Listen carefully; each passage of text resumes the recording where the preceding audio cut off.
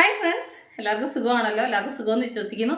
ഇനി ഞാൻ വന്നിരിക്കുന്നത് നമുക്ക് കുഞ്ഞുങ്ങൾക്ക് ലഞ്ച് ബോക്സിനൊക്കെ കൊടുത്തു വിടാൻ പറ്റുന്ന നല്ലൊരു റെസിപ്പിയാണ് കേട്ടോ. വേറെ ഒന്നുമല്ല, ഉലുവാച്ചീര വെച്ചിട്ട് നമുക്ക് നല്ലൊരു റൈസ് ഉണ്ടാക്കാം. ഹെൽത്തി ആയിട്ടുള്ള ഒരു ഭക്ഷണം കേട്ടോ. കാരണം ഉലുവാച്ചീര എല്ലാവർക്കും അറിയാവുന്ന കാര്യം, അതിനകത്ത് നല്ല പ്രോട്ടീനും ഒക്കെ ഉള്ള സംഭവമാണ്. ചീരയുടെ ഐറ്റംസേ നല്ല പോഷക ഗുണമുള്ളതാണ്. അപ്പോൾ ഉലുവാച്ചീര ഇനിയും കുറേ കൂടെ പ്രത്യേകതയുള്ളതല്ലേ. അപ്പോൾ നമുക്ക് ഉലുവാച്ചീര വെച്ചിട്ട് റൈസ് എങ്ങനെ ഉണ്ടാക്കുന്നതെന്ന് നോക്കാം. അതിന് മുമ്പായിട്ട് എൻ്റെ കൂട്ടുകാർ ആദ്യമായിട്ടാണ് എൻ്റെ വീഡിയോ ചാനൽ കാണുന്നതുകൊണ്ട് പ്ലീസ് എല്ലാവരും ചാനൽ സബ്സ്ക്രൈബ് ചെയ്യണം കേട്ടോ. സബ്സ്ക്രൈബ് ചെയ്യണം. അതുപോലെ തന്നെ ബെല്ലൈക്കൻ പ്രസ് ചെയ്തിട്ട് ഓളന്ന് കൊടുത്താലേ ഞാൻ ഡെയിലി ഇരുന്ന വീഡിയോ നോട്ടിഫിക്കേഷൻ കിട്ടത്തുള്ളൂ. അപ്പോൾ നമുക്കത് എങ്ങനെ ഉണ്ടാക്കുന്നത്, അതിന് വേണ്ടുന്ന സാധനങ്ങൾ എന്തൊക്കെയാണെന്ന് നോക്കാം. അതിനുവേണ്ടി ആദ്യം മസാല തയ്യാറാക്കാം. അതിന് വേണ്ടിയിട്ട് ഞാൻ കുറച്ച് മല്ലിയില, അതേപോലെ കുറച്ച് പുതിനയില, എരിവിനൊരു 7-8 പച്ചമുളക്, ചെറിയൊരു കഷ്ണം ഇഞ്ചി, അത് കഴിഞ്ഞിട്ട് 7-10 അതൾ വെളുത്തുള്ളി. ഇത് ഇത്രയും കൂടെ നമുക്ക് മിക്സിയുടെ ജാറിലേക്ക് ഇട്ട് കൊടുക്കാം. എന്നിട്ട് എൻ്റെ കൈക്ക് ഒരു പിടി തേങ്ങ. ഇനി ഇത് ഇത്രയും കൂടെ ആദ്യം ഒന്ന് അരച്ചുകൊണ്ട് വരട്ടെ. എന്നിട്ട് അപ്പോൾ അത് അരച്ചുകൊണ്ട് വന്നു. ഇത് വിടിരിക്കട്ടെ. അത് കുക്കർ അടപ്പ വെച്ച് കുക്കർ നന്നായി ചൂടായി ഇതിലേക്ക് നമുക്ക് ഒരു 2 ടേബിൾ സ്പൂൺ എണ്ണ ഒഴിച്ചു കൊടുക്കാം.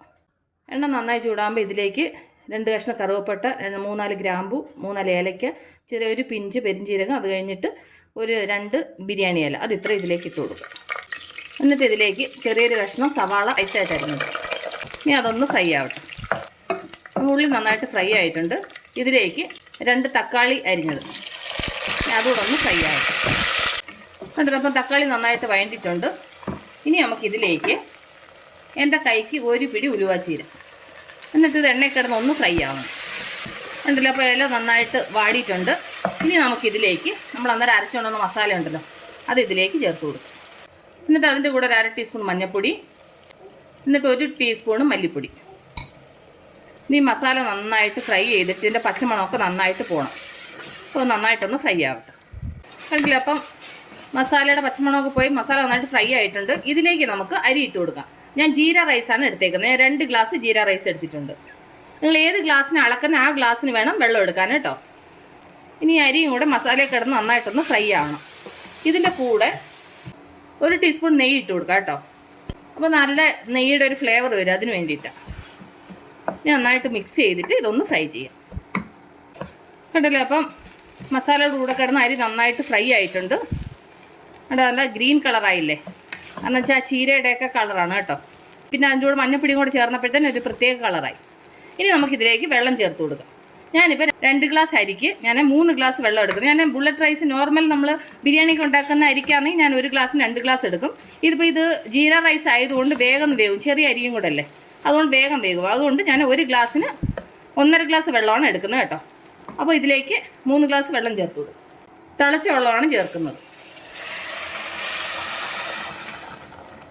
എന്നിട്ട് നന്നായിട്ട് മിക്സ് ചെയ്യുക. എന്നിട്ട് ഇതിലേക്ക് ആവശ്യത്തിന് ഉപ്പിട്ട് കൊടുക്കാം.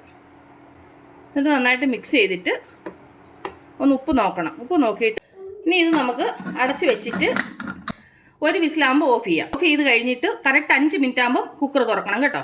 കണ്ടില്ലേ, ഇപ്പോൾ ഒരു 5 മിനിറ്റായി. അതിൻ്റെ എയറെല്ലാം പോയിട്ടുണ്ട്. ഇനി നമുക്കിത് തുറന്ന് നോക്കാം. ഇനി നമുക്ക് ഈ തവി കൊണ്ടൊന്ന് മിക്സ് ചെയ്ത് കൊടുക്കാം.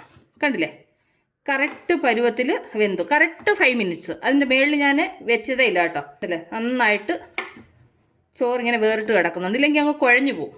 ഉണ്ടല്ലേ. അപ്പം നമ്മളുടെ ഉലുവാച്ചീര ചോറ് റെഡി ആയിട്ടുണ്ട്.